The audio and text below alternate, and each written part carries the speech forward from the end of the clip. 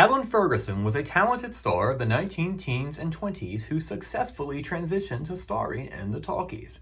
But after a few years, she retired. Why? Join me as I investigate. Helen Ferguson was born in Decatur, Illinois in 1901 to William and Emily Ferguson, who divorced when she was quite young. We know that Helen attended the Academy of Fine Arts in Chicago and lived mostly with her mother after her parents got divorced.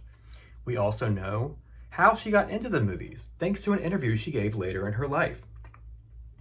In 1913, a young Helen began hanging around S&A studios in Chicago, begging for work as a stunt performer.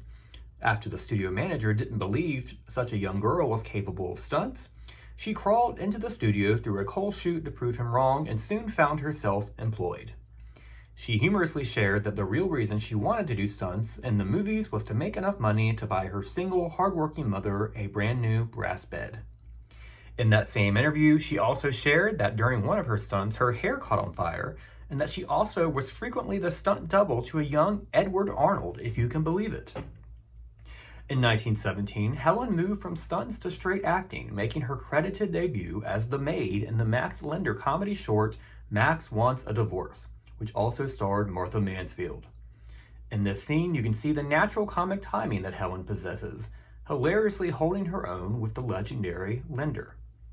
Later that same year, Helen quickly graduated to being a leading lady at S&A, starring with Jack Gardner in Gift O' Gab and with Taylor Holmes in The Small Town Guy, both performances getting her great mentions in moving picture world. In 1918, Helen moved from Chicago to New York and worked at various studios over the next few years, mostly in supporting roles. One of her more memorable parts during these years was an aspiring movie starlet working as a stenographer in the groundbreaking The Lost Battalion, which told the story of the group of heroic soldiers in World War I, many of whom played themselves in the film. In 1920, Helen starred with her celebrity crush William Russell for the first time in Shot with Fire, a Western at Fox. The two would soon fall in love and would eventually marry in 1925. Also in 1920, she also starred with Buck Jones and Georgie Stone in the heartwarming comedy drama Just Pals. In 1921, Helen starred with Lois Wilson, Milton Sills, and Theodore Roberts in the hit Miss Lula Bette at Paramount, playing the disillusioned Diana Deacon. While Helen had had a great career thus far, she still hadn't had her big hit star-making vehicle as of yet. That all changed in 1922 when she moved to Hollywood and was cast at Goldwyn as the star of Hungry Hearts, a drama of immigrants in New York.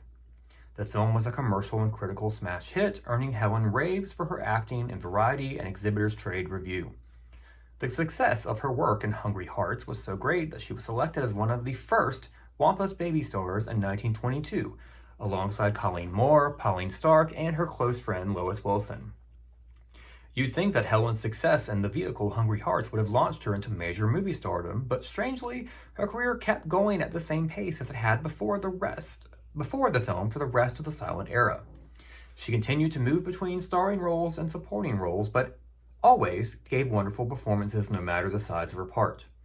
Highlights of her work in this period included Rosemary Church, a friend of the family, in Brass in 1923, playing another loyal friend, this time to arrested Norma Talmadge in Within the Law that same year, starring with André Lafayette and Jack Perrin in Why Get Married in 1924, starring with Raymond McKee in the 1924 crime drama Valley of Hate, and starring with George O'Hara in the 1926 adventure Casey of the Coast Guard.